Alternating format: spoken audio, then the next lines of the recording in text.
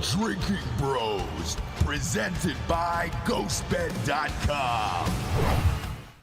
Yes, welcome to Drinkin Bros podcast, D'Anthony. Are you welcoming me? Yeah, I'm welcoming you. I'm welcoming Sean. It's rare that we have like one of my faves on the show. Yeah. You're a big fan, so some of your favorite athletes of all time are people like Deion Sanders, Ricky Henderson. Yes. People who play at a high level but also have fun talking shit. Showmen. I like showmen. But they're also, I mean, one of the things I love about our guest today, Sean Avery, is that I feel like he could be on his deathbed, and if he had a vendetta with you, he would crawl with you and just try to try to stab you with his fingernail or something to death. I don't know. He's fucking relentless. There's actually a rule in the NHL, colloquially called the Sean Avery rule or the Avery rule, where you can't fuck with the goalie in certain ways, which is hilarious. That's really funny.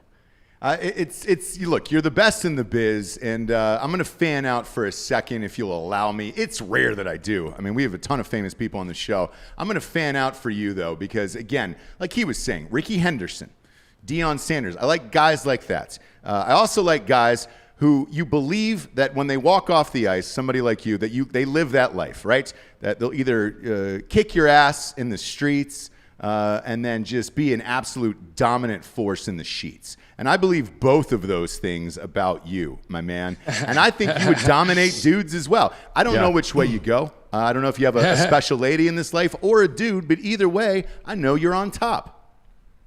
Yeah, I mean, I fortunately, my wife is in the picture, not from a sexual preference standpoint,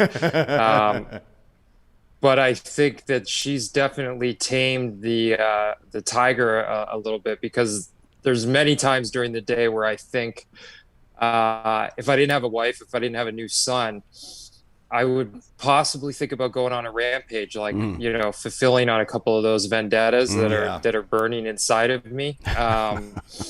But, if I ever get terminal cancer and I know that the end is coming and there's no way that I'm going to beat it, I could fill out a few of those dream sequences. That's for sure. We talk about that all the time on the show. Like Jay and Silent Bob Strike Back, the closing scene where they're just flying to different places of people to talk shit and beating the fuck out of them. They're from dude. I just want to murder. Like, there's people that I want to murder in this life, and it's like I'm almost hoping for that terminal illness so that I can walk the streets and do exactly what you just described. It's like, it would be my dream. And the weird thing about it is, because I follow you on social media and everything, it's things that you do, like when you yell at people in the bike lane on Instagram and shit like that. Like, it's things like that. I don't want to kill anybody famous. I want to kill like random people who fuck up my day, where it's just like, man, there was somebody ahead of me at the DMV today where I was just like, the guy had a broken license plate in half and he's trying to tape it together and everything. And I was like, I need you out of this life, man. If somebody gave me a gun and they were like, hey, you're able to kill this stranger, I would have just iced this guy right at the DMV and been fine with it. Yeah.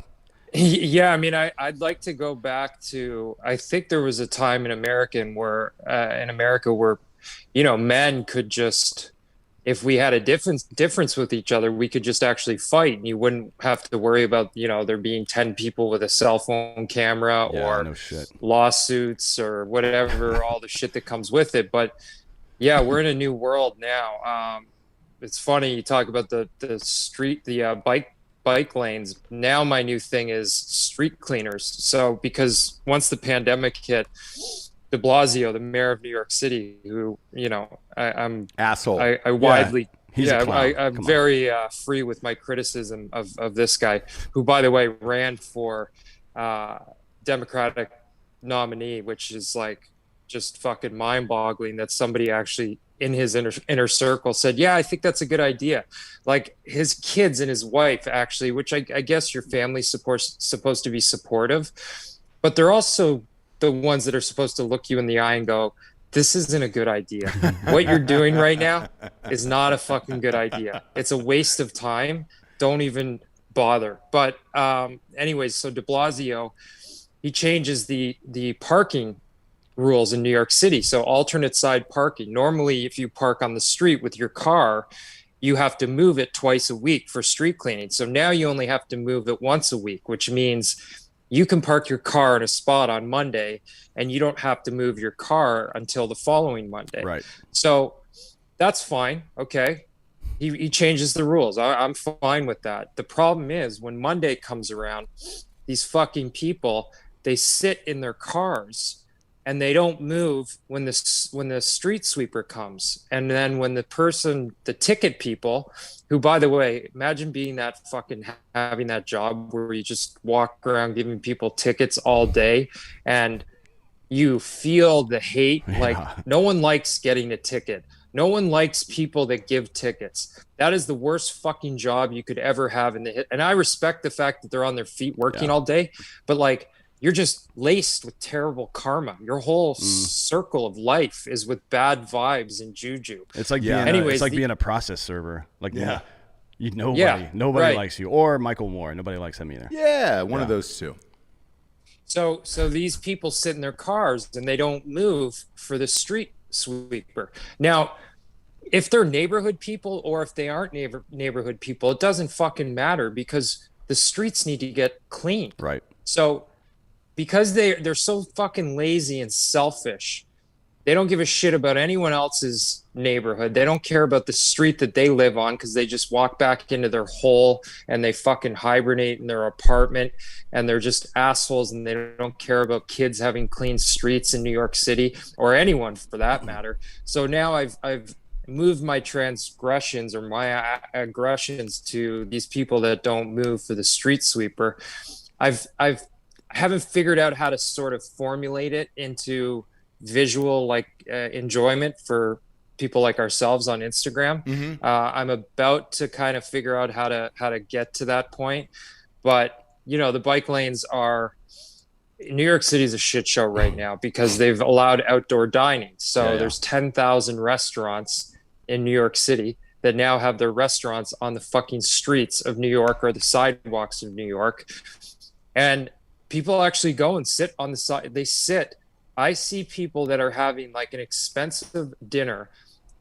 A bus will pull up beside them and a bus will get stopped at the light, and bus fucking fumes are blowing on these people while they eat dinner. And I look at them and I go, like, how bad did you need a night out? How bad did you really need to go out that you just had a bus blow its shit exhaust all over your face and your food so that you could fucking catch up with a friend? It just blows my mind. It blows my mind. Well, I mean, look, I just read the new CDC guidelines, and now they're asking everybody to have Thanksgiving outside in New York. And look, being a former New York resident, I lived there a couple different times in my life. I can tell you that eating out on the streets and sidewalks, like, dude, there's bugs, rats, all kinds of shit that these restaurants were unprepared for. Especially this time of year when it starts raining a little bit. Like, they come out, everything smells like piss, and there's rats everywhere. Like, why the fuck would you want to eat outside on the street in New York City? Well, I got some bad news for you, Sean. Heading out to California is not going to be any better, my man, because there's an added element to it out there. Now, exactly what you're describing, except for it's fucking RVs. That basically homeless folks that just pull from one side of the street to the other, and they have like whole shanty towns all over in places you would not expect, like on Vine and shit. That they have. So that's where New York got it. By the way, it started in Los Angeles. I lived there for about 18 years in LA, and what people would do is the second that it switched from the Monday to Monday for the street sweeping, they would move their car to the other side of the street, and you could see them in there. But they were getting old school Winnebagos. So that way you could literally live out of your Winnebago in Los Angeles, like all the way up to the Hollywood Hills. If you wanted to, all you had to do was move. It's not the worst side idea. of the street. Look, if you're homeless, it's why great. Why not go to like a park and ride or some shit like that? Like, that would make a lot more sense. Where you could hook up to like some fucking water or electricity. Yeah, right? I mean, why not? Yeah. That would make a lot more sense than just being out on the street. And it's even worse there. Like, they move for the street sweepers, but it's fucking filthy there now. It is. Yes. And I listened to your podcast. I heard you were moving there to Los Angeles. Yeah, so I lived out there when I played for the Kings. I was there for 5 or 6 years. So, everybody lives, the players, the guys, the hockey players that play for the Kings, they moved to Manhattan Beach because we practice in El Segundo. That's where the practice rink is. So when I got there, I was a big, I had grown up on Neil Young and Crosby, Stills, Nash and Young, and like A lot of and when I played in Detroit, I played with Brett Hall, who was a big 70s music guy. So when I got to LA, I was like, fuck, I'm moving to Laurel Canyon. So I lived in Laurel Canyon the whole time that I played there. That's where we're moving back to, which I can say, at least when you get in a canyon, specifically Laurel Canyon, because I've lived there, you definitely can protect yourself and you don't really have to leave that bubble that much. Like, and that's the whole idea of moving to California, one, for work, but also two, you know, we can have space and a backyard and a little compound, and we have like a guest house. And I like to see as little people as possible. When I first got to New York, I was a people person. Over the last 10 years, I try and fucking see as little people and have interact with as few people as possible, which I think is kind of why I started a podcast, and I do it by myself basically, which is, you know, interesting. I hope that at some point I could become friendly with people, but I just feel like people are taking steps backwards. And like, even some of my friends that I've been friends with for a long time, and I see the shit that they post on social media, people are losing their minds. I don't know what's going on. So hopefully we're just going to hunker down and, you know, listen, anything is better than New York City right now. Right. Austin could have been a smart choice. At least you have but land. Again, I feel like, yeah. I mean, that's going to be the good thing. Yeah, that was my wife's thing of like, hey man, if we're going to Austin, we're moving, because we, you know, obviously we own a huge media company and a ton of podcasts and all that stuff. She's like, if we're going to Austin, we're all in. I want at least 1.5 acres, so I don't have to see people. Same what you were talking about, where you're like, I don't want to live on top of people and everything else. Interestingly enough, she worked at a great Italian place up in Laurel Canyon, Pace, for a little bit. Back in the day. Yeah, it's my favorite restaurant. Same, dude. Yeah. We used to go there all the time. I'm a gigantic fan of Pace. It was the reason why, one of the reasons why I loved Laurel Canyon so much is because they deliver, and it's like it's my favorite place. So that's funny. Yeah, wow. We would go and sit at the bar all the time because it was always packed, but you could at least get in at the bar and have some wine and some food. And big fan of them. Not a sponsor of the show, but I'm also a big fan of yours. And again, talking about the media company and what you do in particular, the craziest thing about you and your podcast is, like you were saying, you do it by yourself. It is so hard to find someone who is that interesting to listen to for 60 to 90 minutes that does it by themselves. I only know literally a handful of people. I would say you, Tim Dillon, I really enjoy, who does it by himself essentially. You know, I guess Rush Limbaugh back in the day was one of those, but I'm not that big of a political guy where I would sit and listen to Rush Limbaugh all day. But listening to your show on a regular basis, man, it is impressive to do it because, man, try to talk to yourself in the mirror for an hour. Good fucking luck, and then try to make it interesting on top of that. The show's called No Gruffs Given. With Sean Avery, if you're looking for it out there. We didn't mention the name of it yet. You got a lot of shit going on right now, though. You're going to be in Tenet.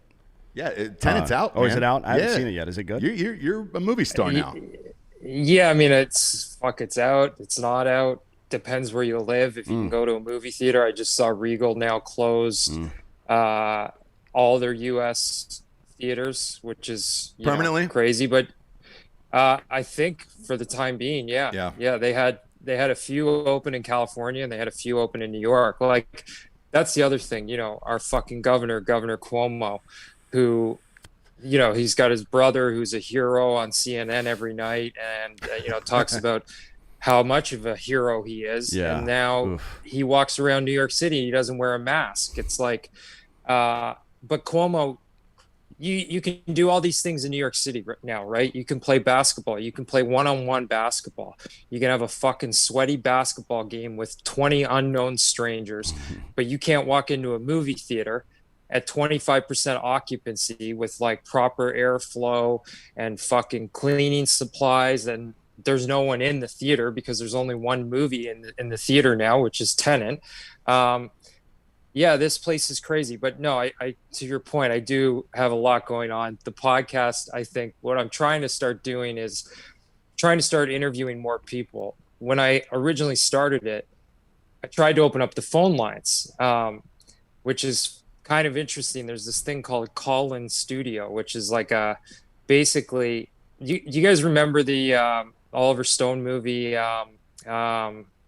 fuck, Eric Bogosian, Talk Radio. Oh yeah, talk radio. That's not one of his most famous ones. Yeah. No, it's not. That one was actually, I think it was wasn't it? set in Austin. Yeah. It is, and I think it was Texas. Alex Jones is here. He's another one that's fascinating by himself on his own. So part of me thinks it was based after Alex, but I don't know. You know. That's interesting. Yeah. So I use this thing, call in studio, because I glamorized about. I was like, I'd love to do a late night vibe where I could have people call in. The problem is people call in and they don't understand the tempo of like, ask a fucking question, I'll answer it, and we'll move on and we'll get a bit of a flow going. People call in and they want to tell me their whole life story. And like, you know, it becomes a conversation like they're a guest on the show. And I try to explain to everybody, guys or girls, and a lot of girls call in too, ladies, girls, just ask the question. Let's get to the point and let's fucking move on. I always say the same thing. I'm like, look, get enough with the preamble. I want the meat and potatoes right now. Yeah, right now. I don't need to know this 45 seconds of introductory information. I'll figure that part out myself. I can clearly see who you are as a person. Yeah. I don't need you to explain it to me. Just ask the question, and if I have any questions about your question, then we'll deal with it then. Yeah. Simple, if I come to an Italian restaurant, don't give me the seared bass. Like, I don't want to hear that special. I already know what I want. I want the pasta. Yes. I want the tagliatelle. I'm not coming there for the bass, bro. You know. By the way, speaking of you being aggressive, I'm looking at there's a website called hockeyfights.com. Yes. And it tracks all the fights and has the video clips of each fight from somebody's entire career, basically. Yeah. It's fucking great. You're one of the top 10 fighters of all time in the NHL. Did you know that? I didn't know that. Yeah. I mean, that's sort of a subjective, like. Well, I definitely. You're like of the most fights had. You're in the top 10 of that. I don't know how many of them you won, but presumably a lot, right? There's a better. Well, I always fought. So here's one of my rules: is like, if you were fighting for a reason, you can't really lose a fight. So if you were fighting for a teammate, or you were fighting because you wanted to win the game, right? You can't lose that type of fight. Like, because you're fighting for a purpose. And in sports, if you have a purpose, then, and it's for the team to win, then you're doing a good job. But it was. There's actually a better video of me fighting 3 guys on the street in New York City. If you go to YouTube. Huge fan of that, by the way. Because look, that's everybody's dream and what they wondered, right? And we had this discussion with somebody else a couple weeks ago. Yeah, we were talking about how Van Damme got beat up by his own bodyguard or some shit. And what happens if you're able to walk the streets and just... Oh, Tim Kennedy was on the show last week. We were talking to Tim about it. And I said, Tim, did anybody ever come up and fucks with you in a bar and you just rip their face clean off their body? And he goes, no, I'm pretty aware of who I am and what I can do to somebody. And I hear that answer a lot. With you actually did it and lived out the dream where it was just like, I wonder if Sean Avery just walking the streets, what would happen? And you kicked the shit out of those guys. Yeah, I mean, I like to fight. Like, it's not like, I enjoy it, That's why I said earlier, like, I wish you could just squash beefs that way more often. And trust me, there's times during the day that I think, like, maybe I should just fucking try and give it a run at UFC. But that's a young man's game, and it's a dangerous game. But, I enjoy combat. Like, I like to fight. That's what I did for a living. I like the friction. I like looking at another man and seeing his eyes, and you can see the break. Like, you can see where a guy is broken. Yeah. Or you can just, it's like a tell when you're playing poker. And sometimes that's what everybody would say about the bike lane stuff. Like, aren't you afraid of getting killed or somebody hurting you? And I said, there's always a moment where every man, a regular man, he's boisterous, right? And he's like, fuck you, bro. Especially in New York, you hear it all the time. Fuck you, man. I'll fuck you up. That's and then when you stop, that's puffer fish. That's all that is. Yeah. He's making himself big. And you say, okay, like, well, let's do it. And I'm going to let you hit me first. You always see a moment in their eye where they're just like, they can tell that they're looking at me and that I'm dead serious. and then they reconsider and think like, this is probably not a good idea. And then I always tell them, you better fucking hit me with a good one, because if I don't go down, you're dead. And then, we move on.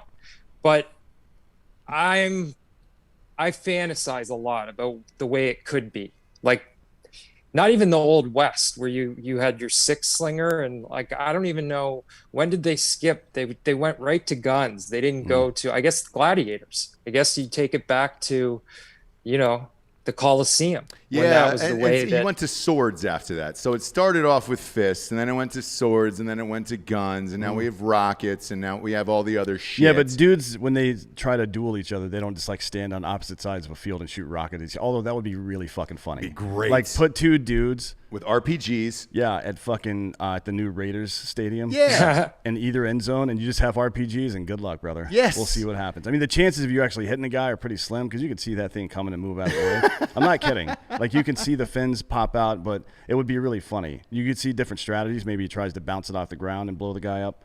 Yeah, right? Dan was in the military, by the way, so I could get that. Like, and I always thought that, like, you hear in the movies like RPG. Oh yeah. And you've got some time, right? Yeah, a little bit. I mean, it's not much, but your adrenaline spikes so hard that the time seems like it's more time than it really is.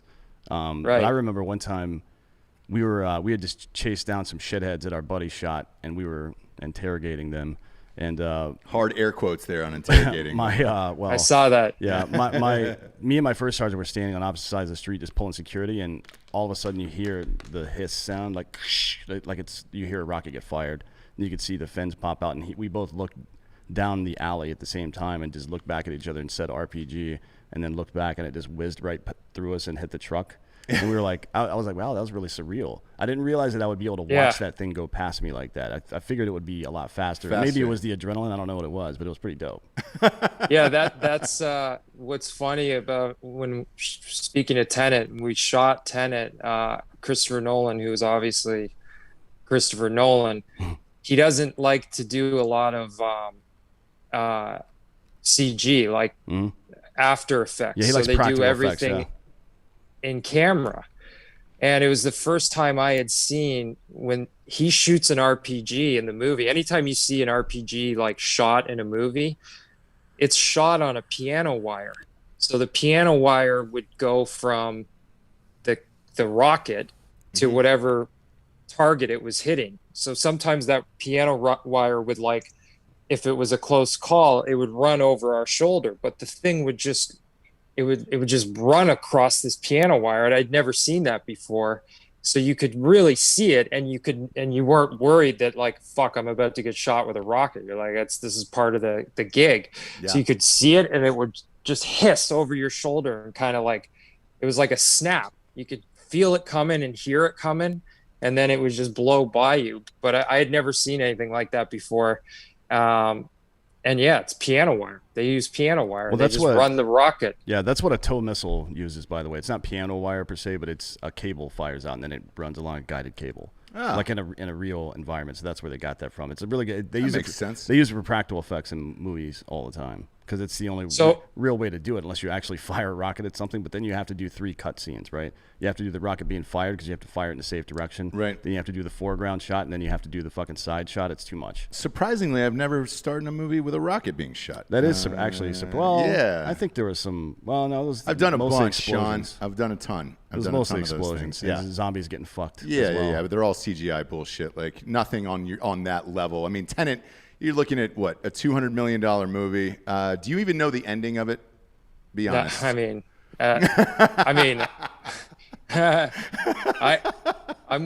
It's coming out on iTunes and everything on, I heard, December 15th, which, like, I know I go on Reddit and see people have seen the movie 15 times and they still are like, what's the ending? Dissecting what's going on. I saw it once. I had to drive 90 miles to go see it. When we shot it, we had no idea what was going on. I mean, we had no clue what the fuck was going on. Was it intentional though, or like, do you get bits and pieces of the script? Okay. We got bits and pieces of. You only got the script if you had dialogue. So, like, on the days that I had dialogue, I I would see my sides, but I never saw a full script. Yeah. And I know that people that had, you know, there was a couple guys that had fairly large parts that also didn't read the whole script, but I think he did that on purpose, because when I'm asking questions about inverted ordinances and like, why don't they want us to see them? Which if you see the movie, you'll understand. I was asking that. I didn't know the answer. I didn't know the story. I didn't know so it was as authentic as you could ever say that line, because I didn't know what the fuck what was going on. So I think he does that on purpose. I really do. I mean, if you think about it, it's kind of like a masterful trick. Mm-hmm. Yeah, let's see.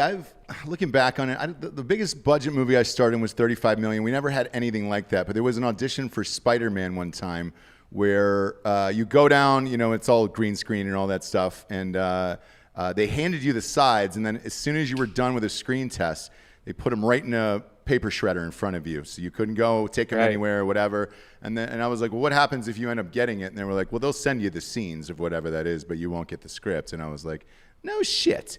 So yeah, how many pages do you think you got of that script then?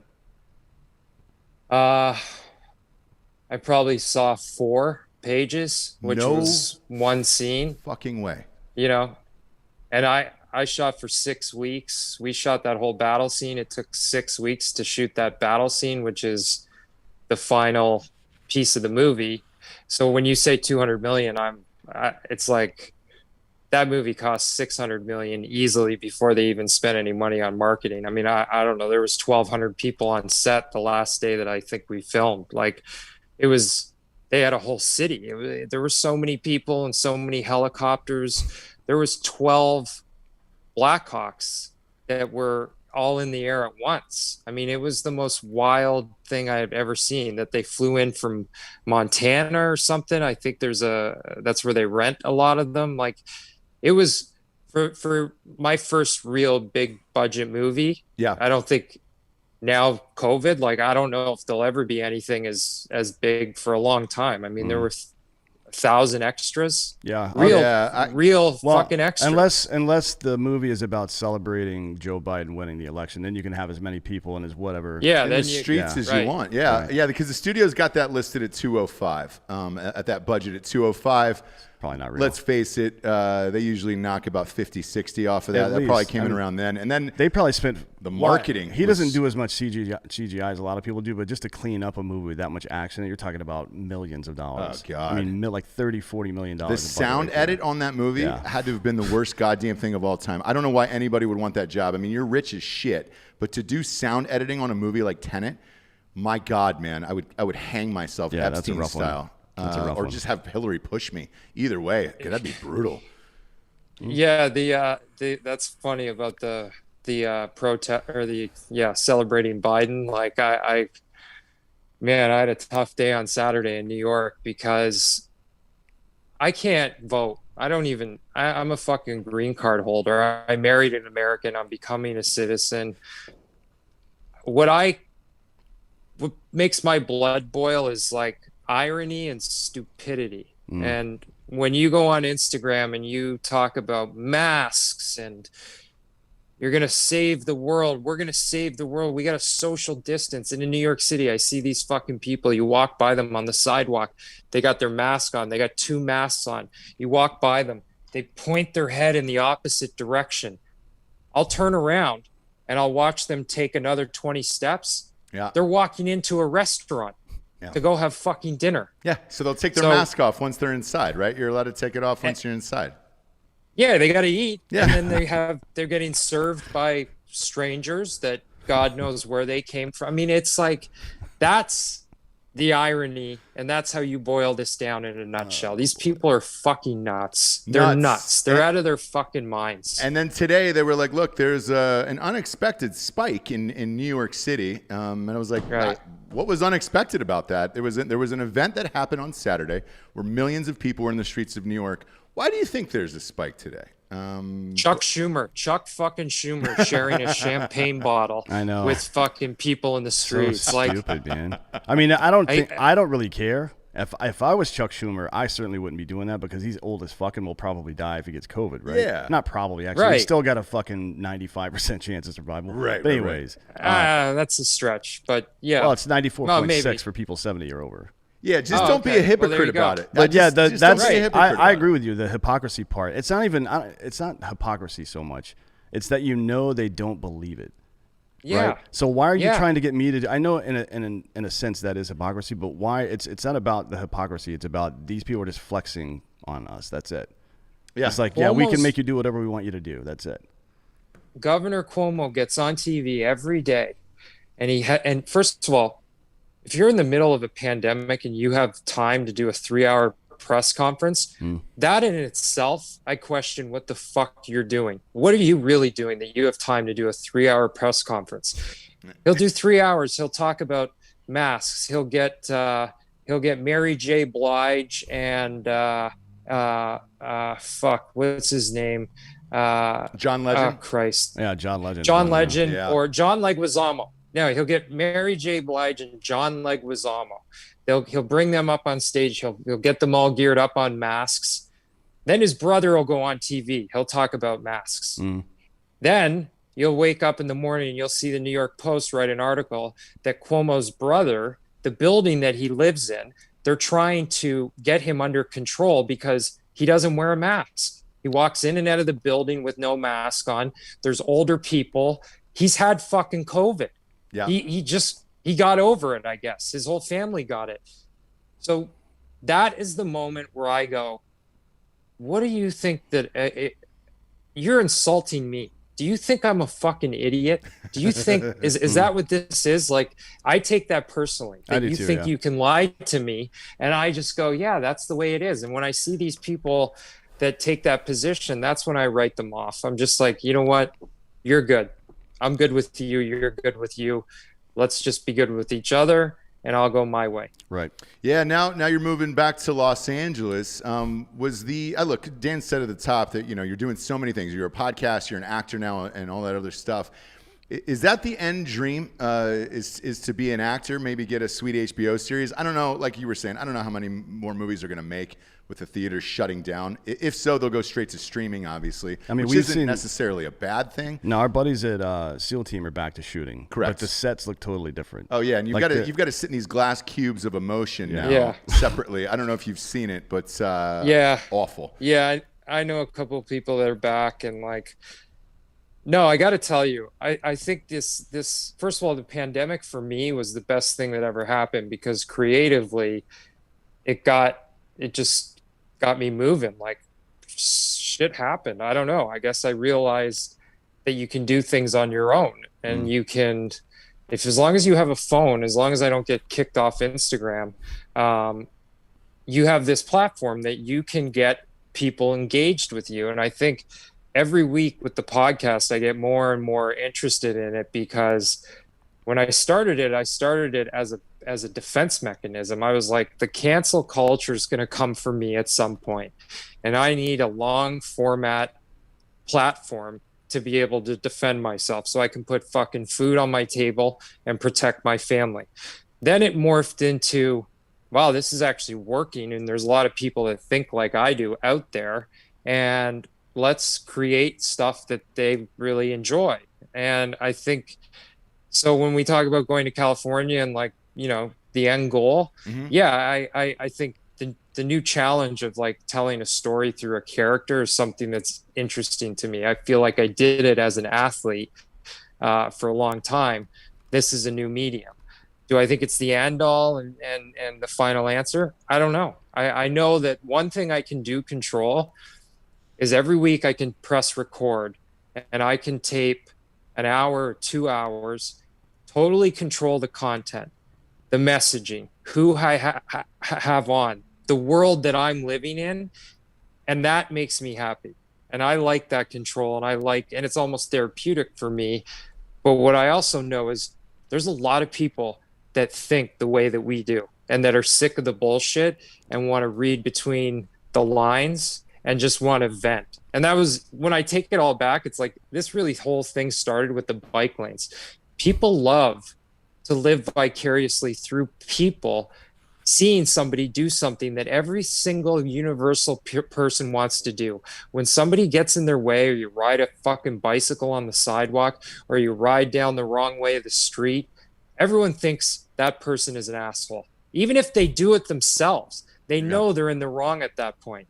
So that was the original kind of creation of like where I said, fuck it, I'm just going to take everything into my own hands and start this, you know, it's not a movement. It's like, it's me and my therapy, really, when it comes down to it. Yeah. And look, the one heads up I'll give you, just being in Hollywood all those years and doing movies and all that shit, is they hate people on the right. So, you know, if you ever get any blowback from that, like, dude, the last conversations I had before I fired like all my agents and managers and shit was, hey man, you're hanging out with those fucking military guys too much. And literally it was at the time like the Black Rifle guy, hanging out with the Black Rifle guys too much, man. Guns and fucking Republicans and shit. And they were like, people aren't gonna like that, casting directors and everything else. And I was like, yeah, but they're my friends, and I'm a Republican, so I don't give a fuck. We also have, by the way, in America, we have the only national anthem that mentions rockets and goddamn bombs and the thing. So maybe get comfortable with a little bit of violence. You know what I mean? Like, we've been talking about it for a while now. Yeah. So. Yeah, but I will say this. So when you start to run in those circles, like, you know, even more and more, because look, Tenet was a huge movie. And it will be on streaming, obviously. Like, you're going to get more and more opportunities. And if somebody listens to your podcast and you start getting weird looks on set or from casting directors, like, you'll know why. I mean, I can tell you, you know? No, I think that's what's interesting. And that's part of the reason why it's time for us to go out there, because that business and this business is all relationship driven. And like, you walking into a casting room with some fucking casting agent who, you know, that process, by the way, it was an amazing process to go through to learn how to audition. And I love doing it, but I don't put any fucking, it's not real. Like, if you want to break into the business, you do it through relationships. Right. You do it through the guys making the movies, the guys paying for the movies, or the guys making the movies. That's really it. Yeah. All the other fucking stuff, it's like playing the lottery. If you want to just maybe hope that your ticket gets pulled, go ahead. That's why I'm going out there to hit the ground, so that when there's a director or a producer who's making stuff that I like, I'm going to find him. I'm going to get in front of him. I'm going to sit across from him. He's going to learn who Sean is. He's going to understand that, yeah, maybe some people 60,000 feet go, that fucking Avery's nuts. He's out of his mind. He says weird things. He loves Trump, whatever it is. All that stuff doesn't matter, because now I'm across from you and I say to you, you know what? You're making stuff that is very, very good. You're fucking talented. You need to put me in your movie, because I'm going to give you something believable. You're going to enjoy working with me, and we're probably going to end up being friends. So to your point, I totally get what you're saying. Yeah. And it's like I'm going for the fire. I'm going right into the fucking fire, and I'm going to deal with it that way, because otherwise you will get screwed. You will get screwed, and they will blackball you, and they will do whatever. They'll pretend you won't exist, or your ticket won't get pulled. And you live your life going, well, what if? And that's the problem with that business. It's very dangerous, which, by the way, is the exact opposite of sports. In sports, you could be a murderer.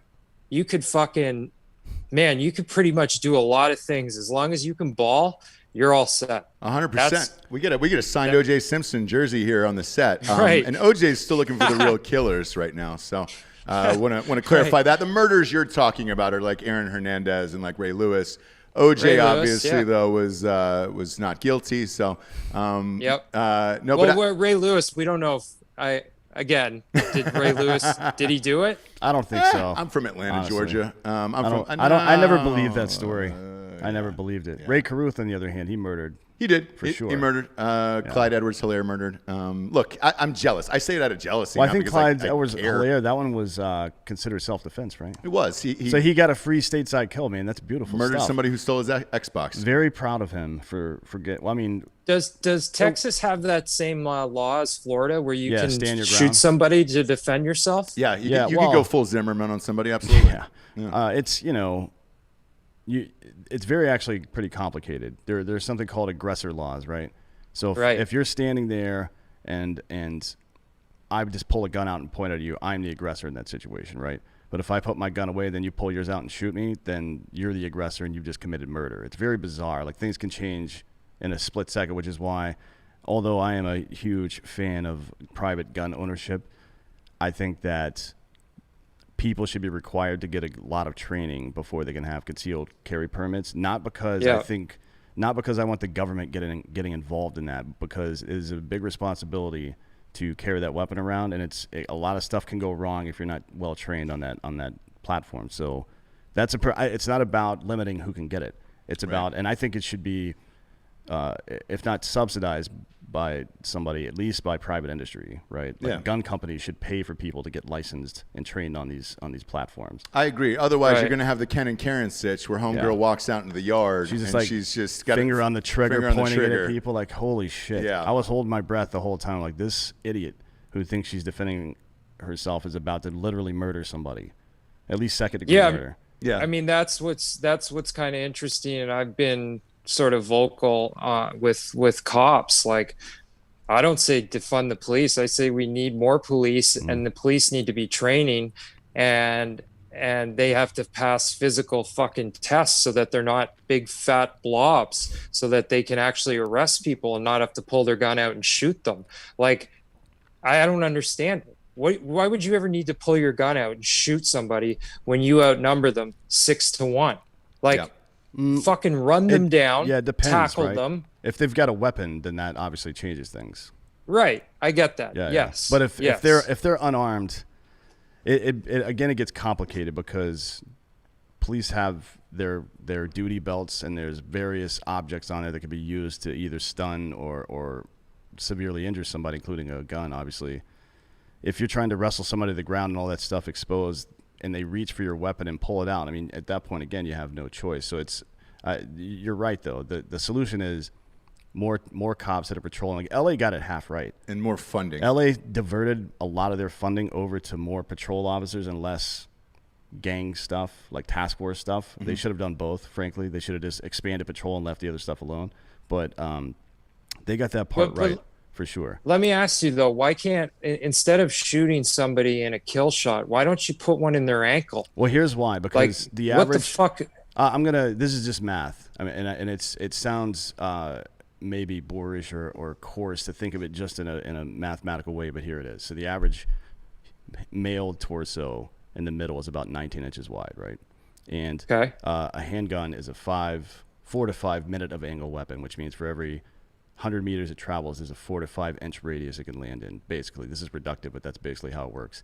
Now you're talking about somebody that's moving around, and you're shooting from even if you're shooting from a stable position, that's a problem. But once you start moving around, now you're talking about trigonometry, trying to get that fucking shot on target, plus a very wide margin of angle for your round can land. You have to think about backdrop, what's behind there. So shooting center mass is what people are taught. That's why it's not about trying to take a kill shot. It's about shooting center mass to stop the threat. That's it. So the way I look at it, and I guess this is why athletes are paid millions of dollars and cops, make municipal salaries, is like, if somebody explained that to you as an athlete, we would say we're taught to pick corners. Like, we want to shoot through tight spots. That's when we can actually see the lane and we start to see the opening. Right. The I mean, but there's a difference between a hockey puck at 95 miles per hour and a bullet at 3,000 feet per second, right? Right. I mean, right. I get what you're saying. Yeah. I mean, we always come back to the same thing, though. It's people need to be better trained, not only to do what they do, but those specific things as it escalates. You have to be better trained. You have to be able to shoot really well. Right. I mean, the Secret Service doesn't hire people that can't fucking shoot. Right. No, but that de-escalation too is like a huge thing. And if you're physically fit and your mind is clear and you're confident, you can escalate situations much better than somebody that's overweight. That's what all of our cop friends say. All of our cop friends, particularly the ones that are outspoken in social media and on podcasts and things like that, say the same thing. Get in shape, fucking train. There's no excuse for this shit, right? Yeah. Yeah, and it's one of those things too where, the tough part about it with more training, right, is if these guys, because we talked about the salary and how little they make, right? if you paid them a shit ton of money and then the extra time to go to the gun range or go to jiu-jitsu or whatever it is afterwards, but when you're working these brutal shifts, you got 2 kids at home and a wife that you barely get to see, chances are you're not spending that time, working a job after that much money, going to the gym or going to the gun range where you want to spend some time with your family as well. If you up the salaries and then made, part of your day training at the job, like I'm sure that would help more too. But, right. Well, I mean, you just got to wonder in the same way that we discuss education in this country, how much is it worth to secure the streets and make sure everybody's safe? Like, how much are we willing to spend on that? Because we should be willing to spend whatever the fuck it takes. Right. We should be willing to spend however much it takes to educate our children and prepare them for the future as best as possible. Because when we're all fucking, we all have cirrhosis from all this booze and pills. Yeah. We're gonna need those assholes to wheelchair us around and empty our fucking colostomy bags, and also not let us get attacked by Russians. Yep. I mean, that's 3 things. Yeah. Rule of 3s, brother. And look, I don't know what you're doing, if it's the esthetician or whatever, but Jesus Christ. I mean, in a non-gay way, you're a beautiful man. Us 2 pieces of shit. Like, this is... I look like I just stumbled out of a fucking bar somewhere in Kentucky. You know what I mean? Yeah. Do you not party? Like, what's your secret there? What do you do? Well, I don't drink. Okay. Oh, there it is. But I smoke a pack a day, which is disgusting. And my wife's upstairs and she can hear me. I know. As soon as we move and get moved in, I'm done. I promise. Is that her giving you a hard time through the wall right now? Yeah. I run 5 miles every morning, Monday to Friday.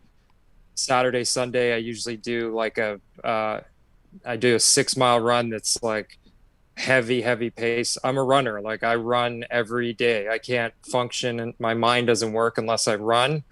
I was like that when I played. I always had to work out in the morning. I fucking clean the system out. And I lather my face in all kinds of serums and like toxins and all kinds of shit at night before I go to bed. And then I wake up in the morning and it looks better. I guess that's the way I can put it. Yeah. Look, you're doing it right. And I listen to your podcast.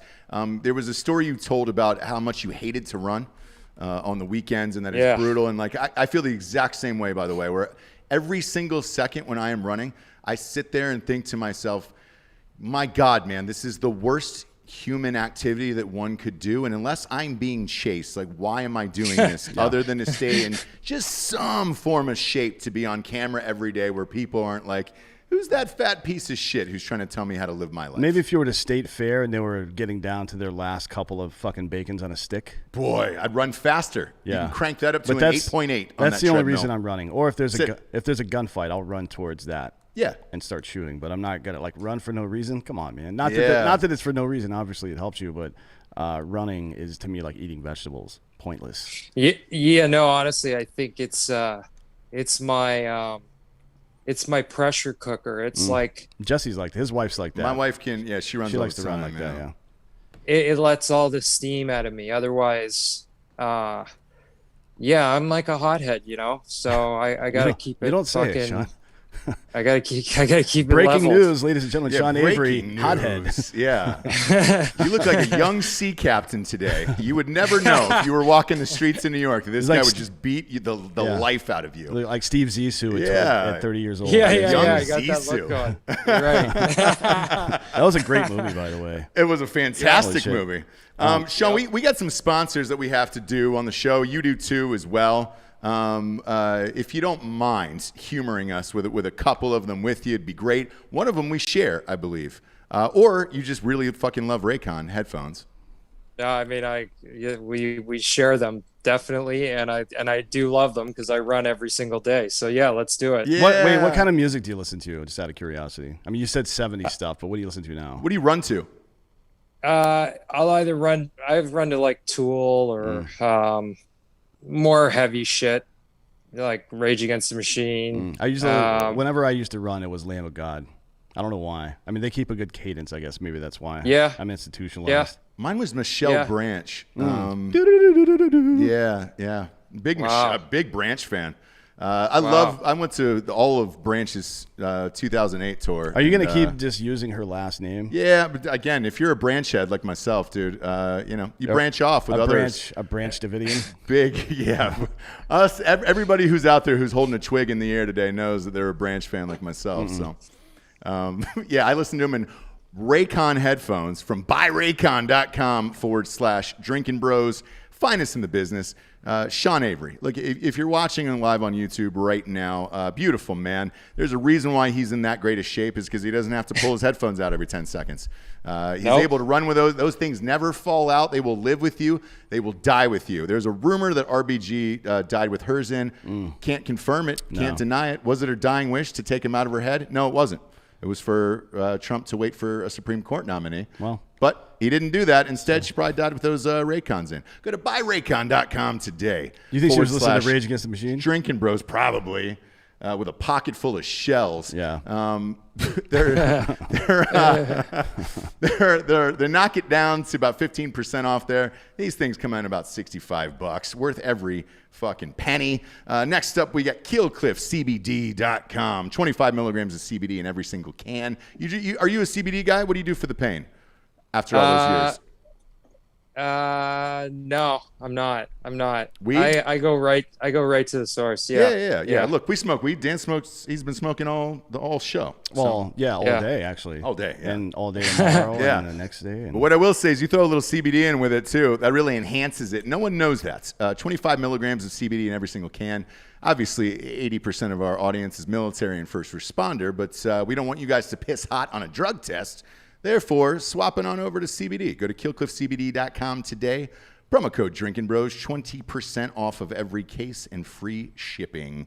And then I know we got another one, Dan, but there's a new Manscaped ad. Do you have Manscaped on your show?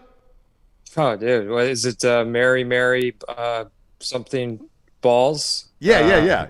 Or mirror on the wall. Yeah, mirror on the balls. Best in the biz, Manscaped. They're going with Game of Thrones stuff right now. Are they really? What's their promo right now? Because winter's coming, and let's see.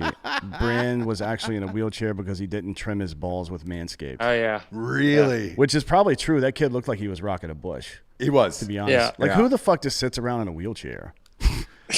The fuck out Imagine Stephen Hawking's bush. And imagine if Hawking were alive today. R.I.P. By the way. That's how Hawking. they moved him from the bed to the chair. They would pick him up by the pube pro and then just drop him down. Pubes. Yeah. It was. The rumor has it he had 18 inches of pubes. If he was around when Manscaped.com was around, he should have used the promo code DB Sports at Manscaped.com for 20% off there. Hawking's bush, my God, that would be a great movie for Christopher Nolan. Because then at some point you could go through the wormhole and enter into Hawking's mind, and then ask him how he had the nerve to get a divorce in a wheelchair. It was like, well, what are you gonna do? You get fucking a turbocharger and some racing stripes down the side of that wheelchair, and you go find some pussy, dude. That's what you do. You don't think his dick worked in that wheelchair, do you? No, nothing worked. Nothing worked. But look, I can promise you the products at Manscaped work. Oh yeah. Shave up down there. Go to manscaped.com. DB Sports. 20% off. Join the movement, Sean. I don't know about you. You look about as hairless as I am. I don't have that much hair in my body. I only have to run a Manscaped through it once every 3 to 4 months tops down there. I'm a bi-weekly. Are you really? Cleaner. Yeah, I'm about the same. Yeah. Yeah. You keep it real high and tight. Yeah. You keep it officer and the gentleman style. Well, I like to change the pattern too. Yeah. Like right now, it's a sailboat. My dick is a sail. I take Propecia. Yeah. I don't know why I still take it, but when I was playing, I was going bald because of my helmet. Mm-hmm. So I took Propecia. So every once in a while, I'll do like a 3 or 4 month run on Propecia, and it makes your hair grow everywhere. So sometimes I gotta, my Manscaped use gets picked up a little bit, but I really don't need it. I mean, yeah. Now you got a nice mane on you. I got a nice salad as well on me. Yeah. I still use something though, just in case I'm with you. Mine's keeps.com.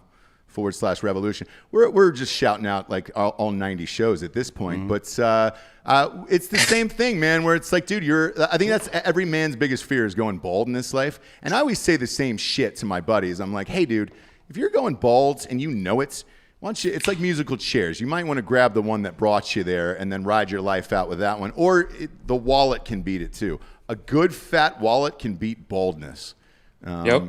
Were you in the NHL era with the big paychecks? How did you ride out after that? Yeah, I mean, I was on like the tail end of it.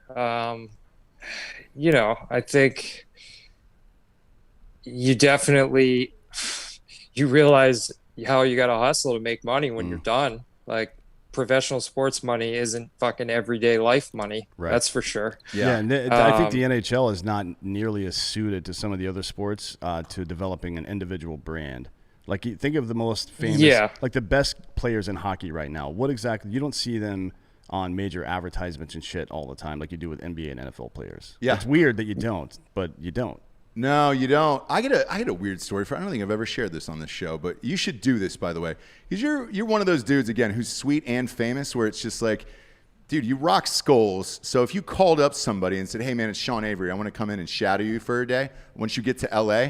This happened to me at my production company. Steve Nash came in when he was injured with the Lakers, and he wanted to be a director, a film director. So he was like, hey man, can I just come in and sit in some edit bays and watch you guys edit and things like that? And I was just like, yeah, man. It was Steve Nash, and he had the broken ankle or back or whatever it was. It was in the last year of that contract with the Lakers out there in LA. With him and was it Karl Malone there that year? No. Or was that the year before? Yeah, it was Malone and Peyton and those guys were there a couple years before, but he was going to play with Kobe. I was going to be a game changer, and he got hurt. But he was just calling up places, cold calling them, saying, hey, can I come in and do it or whatever? And I asked him about it. I said, hey, man, you're taking a lot of shit for that last, couple years of that contract that you're taking money up, eating the cap for the Lakers, and they couldn't do anything. And he goes, I'm at the end, dude. I'm taking this fucking money and I'm going, because after it's over, every player apparently had told him, like, dude, once that money ends, like, hold on to that last contract. Did you know that going into? I mean, I never really thought that, because I was always sort of looking like the end was an opportunity more than anything. So I didn't necessarily have that mindset, but yeah, that's a slippery slope. I think that can be, if you think like that, it's dangerous. And I think that's where a lot of guys get into trouble, is they can't make the transition because, they're still living in the past. And like, it's funny. It's like Dion, right? You guys are, it's funny watching Dion now. Like, I don't know. It's like, Dion made this move to Barstool, and he's having a little tough time with that transition. It's kind of falling a little flat right now. Like, when you get on your own, you don't have the production and the structure, right? Of like, this is what you're going to be on for the next 90 seconds. And you got 3 people beside you. All of a sudden they throw you to the wolves, and your jokes are falling a little flat, and it's not fucking moving like it used to. It's interesting, I have a theory behind that, me personally, with Dion. Yeah. Look, man, I think it's the talent. I don't think they can keep up with Dion. We've had, look, between this and the other show, I've done about 1,500 podcasts at this point. There is people who are great on their own and who can just carry an hour, 2 hours, and they're fucking phenomenal, right? But the problem is when you're forced in with 3 other people that can't keep up with you, all of those jokes don't land anymore, and it is tough. I mean, comedy is all about timing. If you have 1 or more people on a show and even one of them can't get with the program timing wise, they'll throw the whole goddamn thing off, man. It's like trying to balance something with 2 other people, and one of them has fucking got his fist up his ass. You know what I mean? Like, that's not gonna work. Yeah, and the interesting thing about him and Steve Nash is now they're both coaching. Like Dion's going into coaching now. Yeah. Right. Yeah. No, Nash is just, he took the Nets job, which is like, fuck. Well, what is it?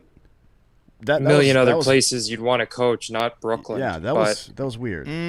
Look, you got Durant there, you got Kyrie. I understand the move, right? Because if Durant comes back at full strength, and Kyrie does, you can run through the East pretty easily and make it to the finals.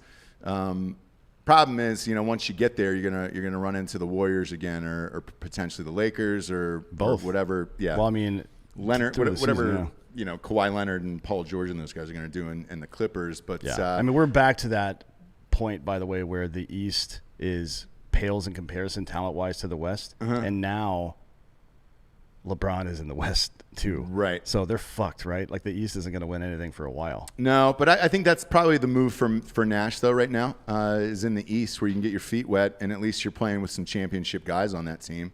Are you talking about living in Brooklyn, as a city itself right now? Oh, fuck. Yeah. No thanks. Right. Yeah, same.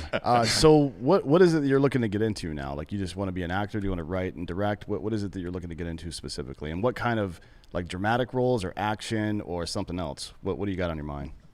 Yeah, I mean, I think there's going to be a sweet spot that I kind of, from a film television standpoint, what would that be? There's not a lot of good TV right now. I think, one, I haven't really got a shot yet, not in the sense of, it's coming, right? That's like, first of all, I can't do network television because a network would never put me on a show, right? There's no way that I could be on a network television show. So you scratch that off the board right off the bat. Film is much more interesting. That's where the talented people are. So that's the focus, and then I think in the meantime, every single week, I'm kind of building this interesting army of people where, I can go on Instagram and I can sell product and I can kind of control my universe. And I think that it all comes down to creating content. I enjoy my voice. I enjoy, expressing myself now. I found my sweet spot. I'm a dad. I think there's some interesting directions we can go there. I'm developing a skincare kind of line with a existing brand that we're kind of doing. So there's a lot of interesting stuff going on. But I think the one thing that's consistent is you need to be consistent. You need to create stuff and you need to get people on a message. As long as you have a message, and I feel like my message is consistent every week, is like, we talk about what we want to talk about. We read through all the bullshit and we try and get to the root of the problem. We talk to interesting people, or I talk to interesting people, and we talk about interesting shit. And we just don't buy all the bullshit. And there's a real audience now, even though there's a lot of people buying bullshit nowadays. There's a lot of people clearly we've seen that don't want the bullshit. They want to just be spoken to in a real manner. And like, let's not be worried about what we have to say. As long as you're coming from a place of realism and you're talking the truth, and, you're skeptical about things, or you want to riff and you want to have fun. That's where I think my future is. What medium? I don't know. I don't know where it's going to land. Well, dude, your podcast is fucking excellent, man. Yeah. I would highly recommend keeping that going too. For sure. Do you do video at all for that? I only listen on audio. No, I need to. That's part of the reason too. Like, I think once we get to LA, I'm going to set up a studio. I need to start incorporating the next, like, you guys, look at this. This is beautiful. You got a thing there. You probably get paid on your YouTube views and the whole fucking kit and caboodle, right? Yeah. And the more important thing, even from the ancillary revenue you can make from having a video show, is making sure that you're all of your topical shit, which you're going to do a lot of because you're Sean Avery and you pay attention. Well, if you post it on YouTube, that search engine is the same as the Google search engine. So it ranks your name with all the associated topics and all this stuff, and it'll ultimately, we use the phrase video drives audio, because it has all these interlaced search features and stuff now. So yeah, it's definitely important to get that going on. Right. Yeah, no, that's the next step. And you're a handsome man, so you want people to see your fucking face. You don't want to spend hundreds of dollars on face creams and not show people your fucking face. And not show the goods, dude. Not show the goods. Don't even give me that McConaughey Dallas Buyers look, dude. You son of a bitch. Dude, these are my Joe Biden. These are my Joe Biden whites. I went into the dentist. I got veneers because my teeth were fucked up from playing. And he's like, "What do you want?" I said, "This was 6 months ago, 8 months ago." I said, you know who Joe Biden is? The dentist was like, yeah.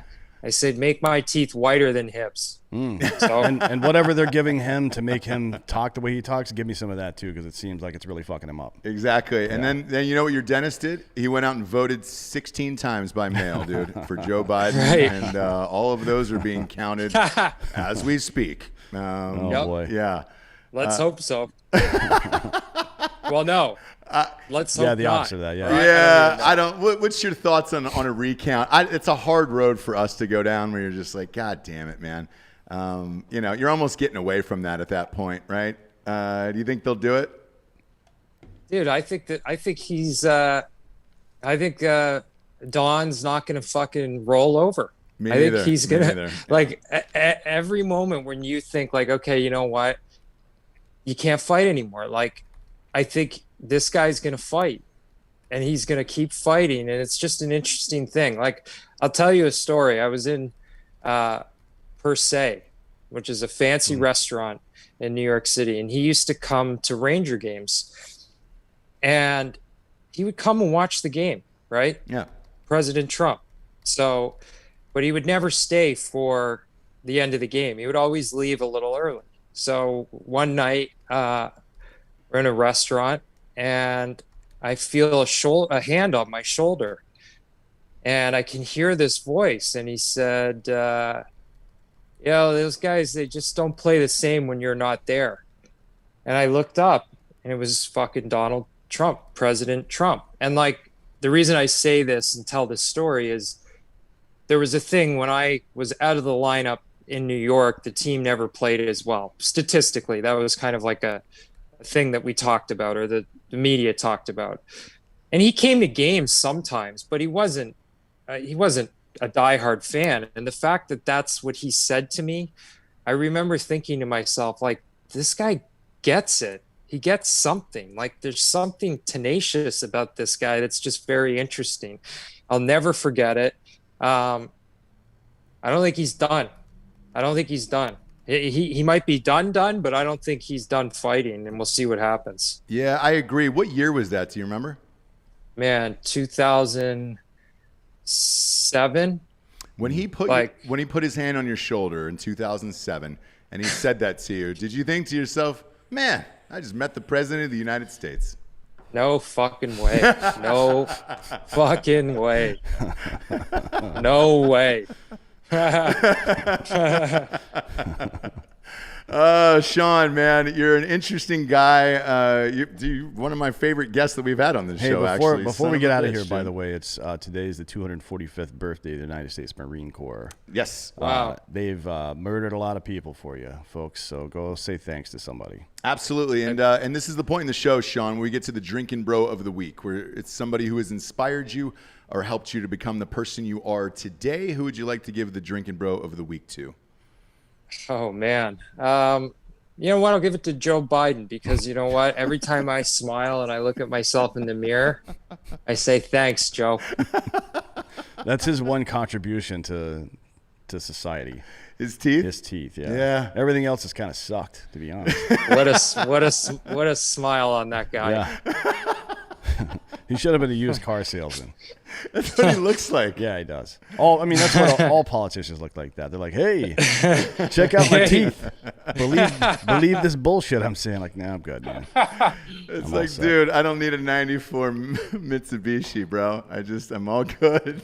Sean, how about his fucking just like, how about his son? I don't know. Did anyone watch him like up on the stage with the girl that he knocked up that he married in 14 days, who's not the stripper that he knocked up 8 months ago, who he had to have a fucking judge have a paternity test because he said he wasn't the dad? Like, ooh. Whatever about the money. I don't care about the money. It's like the crack and the banging hook fucking strippers and knocking them up and having paternity tests. Like, if you knock someone up, you're the dad. Yeah. Admit it. Be a fucking man. Mm-hmm. Yeah, we've all not pulled out, and you know, it's cost us at one point or another. No. And you know. I don't pull out, but it's never cost me. Really? No. Yeah, well, it's cost. Yeah, me. but if it did, you'd admit it. Oh, I mean, I would just like use gravity, right? Yeah. like stairs or whatever. As a round, I'm not gonna. Beggars can't be choosers, Ross. Obviously, no, and I hear that. And you have to use the sign of a good warrior is that they use their environment right to their advantage. Correct. So, Interesting. Yeah. And I fought a lot of babies. Yes. Yeah. Dan has knocked out some babies. Pre and post birth. Yep. Under 4, Dan has knocked out maybe 34 babies. Yeah, 34 and 2. Yep. Yeah. The 2 were like, I was off those days. Yeah, he was off those days. Because we often have this like after the show of like, hey, man, how many 5-year-olds, if they were coming at you, like what would be that number where you just couldn't fight them off anymore? And it's probably 300. No, come on, man. I would destroy 5-year-olds for 2 or 3 straight days before I would stop. Dude, I've got a son who's a meat truck. That kid. They're all meat trucks until you pull their ball. spine out of the top of their fucking head like goddamn Scorpion from fucking Mortal Kombat, bitch. He's 2 years old, and he handed me a full glass of something last night, and he goes, "Here, father." And I was like, "Oh, Jesus Christ." Yeah, he does. I got one kid that's going to be like Gronk. Not very bright. I watched him take his tricycle and just run it, bash his head into a door 3 times in a row yesterday. Cry every time and then repeat that maneuver every single time. But God damn it, if he's not going to play tight end somewhere, I'm sure. I'd rather play that game with Grubhub delivery drivers. Oof. Oh boy! On the bikes, I could do that. I could take that. I could go for a day and a half. I could do about 400 before I get tired. Just my bare hands, and they're grown men. That's grown men. Yeah. Oh yeah. Well, sort of. Sort of. Kind of. Yeah, you're right. It's look, because you start with the ponytail to get them to the ground, right? Yeah. You want to make sure they feel that, and then afterwards, Misgender them first too. you have to. Yeah, you got to call them by the wrong gender. Excuse me, ma'am. Yep. Yeah, exactly. Sean, we appreciate it, man. Tell everybody the name of your podcast and where they can find you on social media. No gruffs given, and it's I'm Sean Avery. I am. This is the most confusing. So you're like, I'm Sean Avery. I'm Sean Avery. Just keep saying it over and over until the audience kills themselves. I can't take it anymore. He won't stop saying that shit. The podcast is No Gruffs Given. And wherever you fucking find podcasts. I don't know.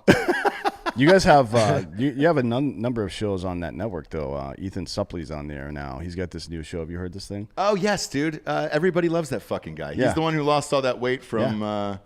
My name is Earl. My name is Earl. Yeah. Blow. I mean, he's been in a ton of fucking. He was like 400 pounds. He lost like 300 of it. Now he's got a huge podcast on there. I don't think he's 100 pounds, but he lost a lot of weight. He might have been 400 pounds at one point. I think he probably was. I just don't think he's 100 pounds now. He's probably a little bit more than My that. math isn't that great. Oh, He looks about yeah. 100 No. pounds. Yeah. Well, no, but he definitely lost over 100 pounds. This show's called American Glutton, so that'll give you an idea what he's talking about.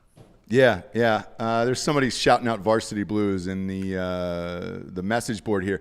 Wrong movie, my man. Wrong movie. That kid's actually dead. Yeah, he's dead. Yeah. He died from obesity. Yeah, he died from Ethan Suppley diabetes, lives. I think. Yeah. Didn't he play like a gay character in some other high school TV show?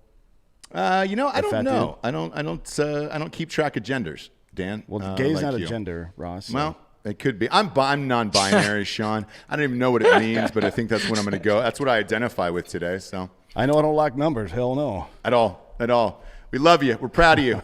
Go listen to Sean's podcast and check out his new movie, Steve Zissou, The Rise of Zissou.